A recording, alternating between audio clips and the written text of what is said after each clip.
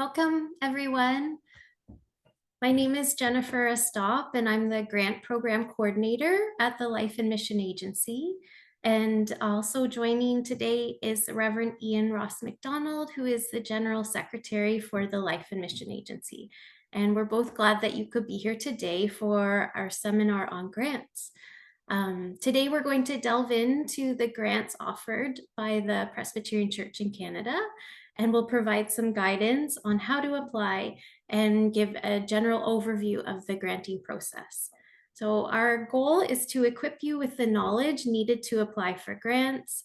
It's through the generosity of individuals and families that these grants can be such a blessing by helping the church with mission and ministry. So we're grateful to those who donate and give. And our hope is that you will find this webinar informative and helpful. So let's begin with the land acknowledgement. We acknowledge that congregations across Canada are on the traditional territories of various Indigenous peoples. The Presbyterian Church in Canada's national offices are on the traditional territory of the Huron-Wendat, Petun, Seneca, and most recently, the Mississaugas of the Credit Indigenous peoples. We are all on a journey of healing and reconciliation between Indigenous and non-Indigenous peoples.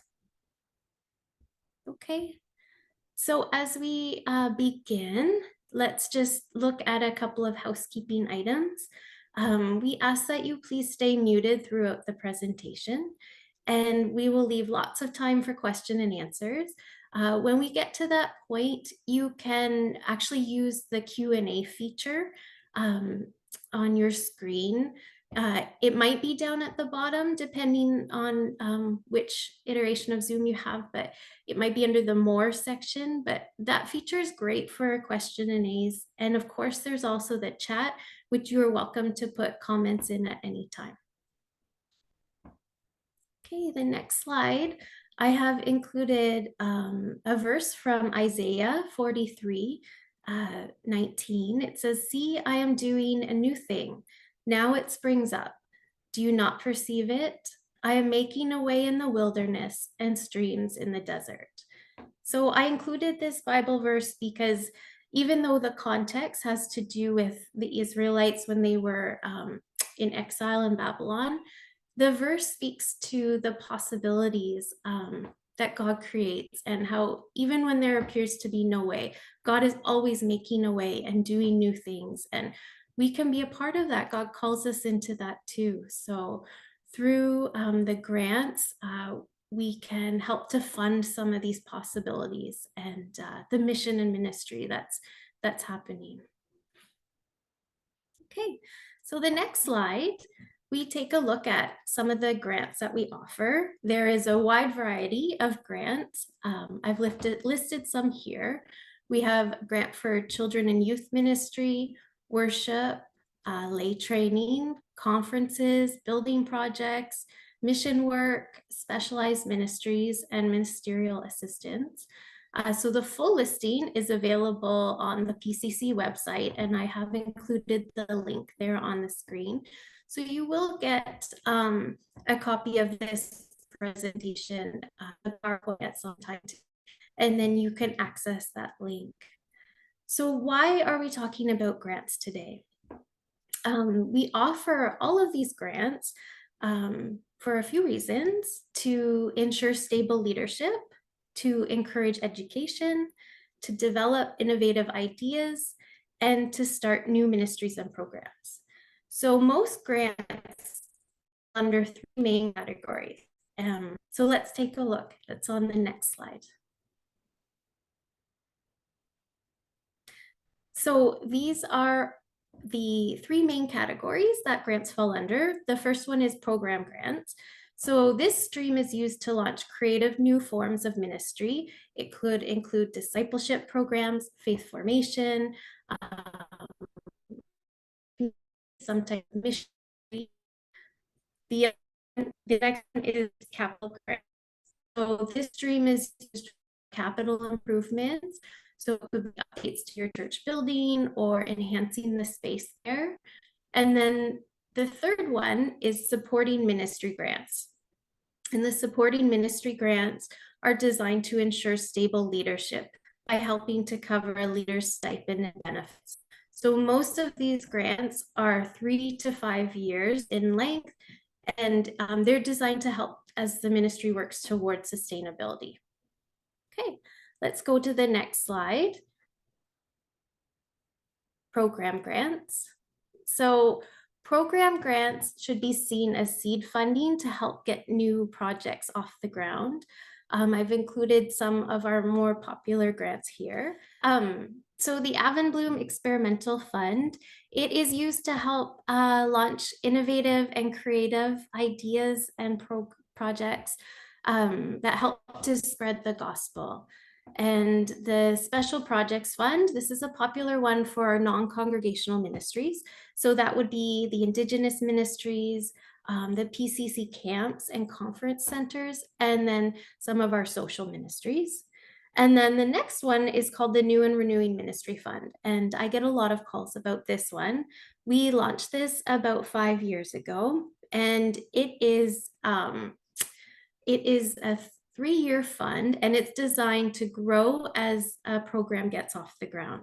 So there's 3 different streams. The first stream is establishing new ministries. So this is to help fund new worshiping communities, or help to start parallel new ministries, or basically just embracing some kind of form of new ministry. So examples could include house churches, dinner churches, maybe a ministry for newly arrived immigrants or for young families. The next stream is called Renewing Ministries. So this is to support congregations seeking to realize their vision more fully, or to significantly renew or replant their ministry. So examples would include expanding existing programs, maybe experimenting with an additional worship service, or hiring staff to work with the community. And for both establishing and renewing ministries, these funds, there's, so first year seed grant, and then the second year would be a growth grant, and the third year would be a yield grant. And then the third stream is called the New Beginnings Renewal Program. And this is a really wonderful program that we offer that helps guide congregations through a process of discerning God's call for their future and creating a plan for moving forward. So it's really helpful for congregations who maybe feel stuck and they're not sure what direction God is calling them. And so we will pair congregations with a coach that will work with them. And the program usually lasts anywhere from 6 to 12 months. It really depends. But if you are interested in this program, I'm very happy to put you in touch with Reverend Paul Kang. He coordinates the program and he's wonderful. So, and we do have some grants available for that program. Okay, let's head to the next slide. The next one is capital grants. So we do provide some grants for making small capital improvements. The grants most commonly used for this purpose are the McBain-Barker Small Community Capital Fund and the Chisholm Fund. So under the Chisholm Fund, the person who left the bequest in his will stated that priority is to be given to Saskatchewan and then Western Canada. So we honor that with that fund. And because we are a congregation with lots of older buildings, there's lots of repairs that are needed to maintain them. So these grants do tend to be popular. We do suggest that congregations can submit either a building maintenance plan or a missional engagement plan along with their application. And this just helps to demonstrate the importance of the physical building to the community and the impact on the local community if the building were to fall to disrepair. Okay, so the next slide looks at our supporting ministry grants. So these are the grants that help to support a ministry leader stipend. And under this umbrella, there are 4 different categories. So the first one is new congregational development. So congregations starting completely new. There's renewing ministries. So these are congregations that are undergoing a significant or intentional program of change. There's sustaining ministries. These tend to be smaller congregations or pastoral charges, maybe in rural or remote areas, but they can also be in urban settings as well. Okay, and next slide. This is the fourth category under the supporting ministry umbrella. These are specialized or social ministries. So what would fall under here would be the Indigenous ministries or social ministries.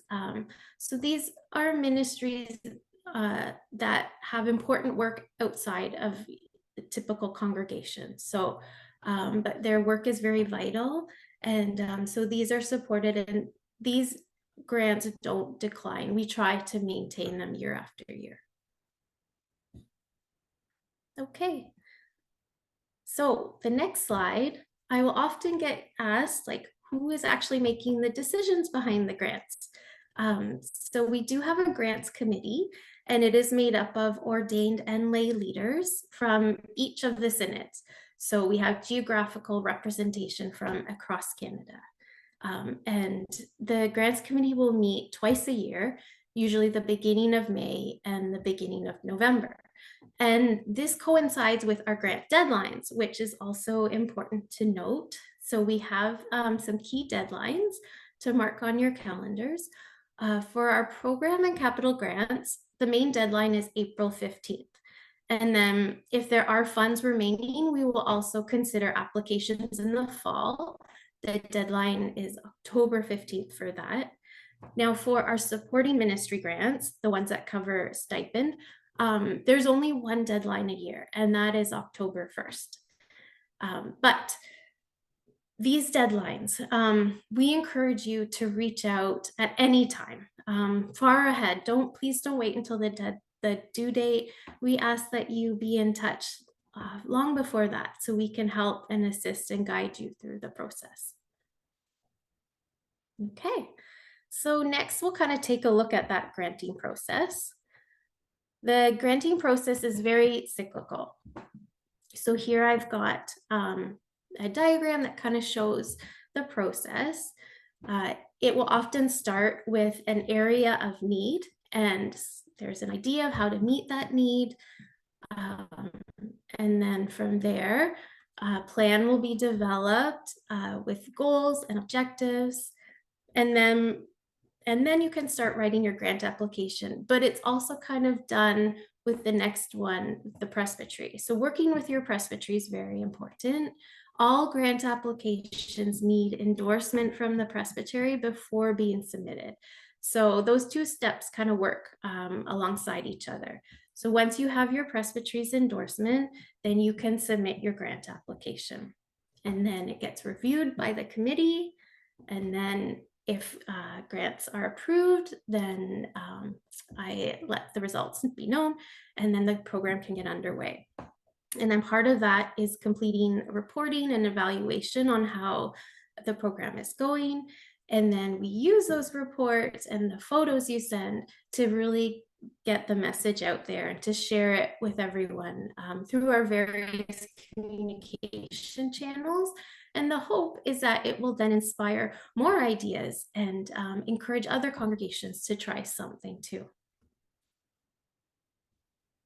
Okay, so next slide is where to begin. So please call us. We are always happy to help and guide you. So I have terms for all of our grants. And so if I'm not sure, I'll often refer to the terms and find the best fit for your project or your idea. So we are always happy to help and guide you. And the other key partner in this are your presbyteries. So presbyteries are a wealth of wisdom and knowledge and experience, and you should be working closely with the presbytery as well to determine the needs and to clarify the focus, and also just to make sure that your program or project fits within the presbytery's vision. Okay, so the next slide kind of looks a little more, goes a bit deeper into the steps in writing a grant application. So when it comes to writing the grant application, all of our grant applications are available online. So we encourage them to be done online because it just helps us on our end to track the applications and to share them and store them properly. So the first step is to identify the area of need in your community. So demonstrate who will benefit and how they will be impacted. And then you can also even state what are the consequences if you don't receive funding. Step 2, goals and objectives. You need to define the goals and state how you will measure them. So identify the specific measurable outcomes that you expect to achieve. And step 3, so this nuts and bolts. So this identifies all of the details. So who will be doing what? Where will they be doing that? Really clearly kind of identify all of the steps with your plan. And then 4, all applications need a budget. So we ask that you please be as detailed as possible when you're sharing that. It's important for the grants committee to see kind of a good budget in place. And then step 5 is that presbytery endorsement that we already talked about and how important that is, that the presbytery's on board and they're aware. So when you get to that point, you'll need to contact the clerk and to get on the agenda of an upcoming meeting so your program and your application can be assessed by the presbytery. Okay, so the next slide, just a few little tips for preparing a grant application. We always say to research the grants, reach out to myself or to Ian, and we are happy to help you select the best grant that fits your project. It's important to clearly identify the need. So the grants committee needs to know as much detail as possible so that they are aware of the need you're trying to meet in your community. And then I also have a picture is worth 1,000 words. So sometimes a picture, especially for if it's a capital grant application, I mean, it just helps to convey the importance of the project, or if it's a program application, maybe a statement or an email from a community partner maybe can just help to really emphasize the importance of your project and communicate the impact that it will have. Okay, next slide. So evaluation and reporting. An important part of our grant covenant is to submit a report on the ministry, and we also ask for photos. And we do this because reporting is such an essential part of the grant process. What worked well, maybe what didn't, what did you learn from it? So some of this feedback and key learnings can be shared with the denomination to help other congregations. And we can also help to assess the progress, or maybe additional support may need to be given. So it's important to kind of track those goals that you first made and measure where you're at along the way. Okay, next slide. Sharing the good news. This is one of my favorite parts. So part of the reason we ask for the reports and photos especially is that we can share that good news of what's happening across the denomination with other churches and ministries. And then not only will this hopefully encourage and inspire, but it's good to be aware of what Christ is up to. So there are many channels. The communications department does a fantastic job with different channels, the social media postings and website postings, mission moments, bulletin reflections. There's the connections, newspaper. So there's many ways of getting the story out there. And it's good news. A lot of it just really helps to encourage others. And it's kind of going back to that Bible verse in the beginning that we talked about, the streams in the desert. You know, what is God doing? God is making a way. So Okay. So that's it for the formal presentation.